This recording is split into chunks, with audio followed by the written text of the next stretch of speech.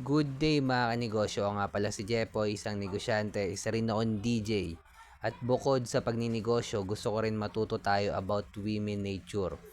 Dahil naniniwala ako, isa sa magpapabagsak ng binibuild nating negosyo, empire, goals, ambition sa buhay ay maling pagpili ng babae na magiging kapartner natin habang buhay. Isa sa mga iiwasan mo mga kanegosyo, kapag yung babae may daddy's issue. Ibig sabihin, bata pa lang siya, lumaki na siyang heartbroken sa tatay niya, iniwan sila magnanay, or ang tatay niya lasinggero, or yung tatay niya inaabuso siya, bata pa lang siya, violence, physical abuse,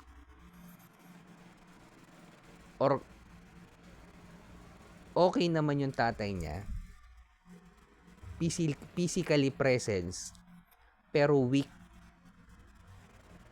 Kahit kompleto pa rin yung pamilya sa loob ng bahay, pero walang maayos na father figure sa loob ng bahay. Weak to, hindi maayos tinatrato ng nanay niya yung tatay niya. Yung babaeng yon mga kanegosyo, lalaki pa rin damage yon. At isa sa mga background na lagi niyong tatanungin tungkol sa relationship niya sa tatay niya.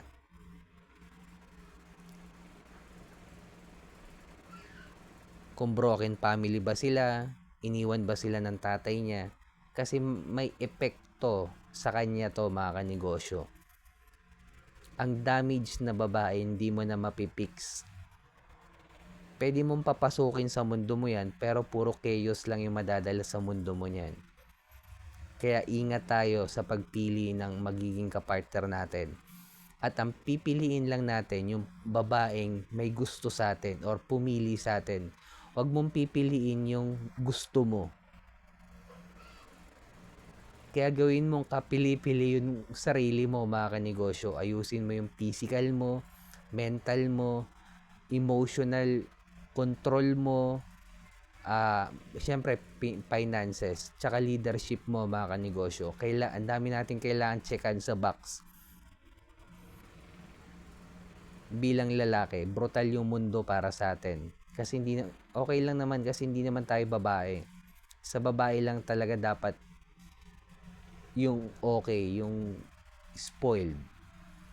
Kaya mga kanegosyo, sa susunod, alam nyo na. Ingat tayong lahat. Peace.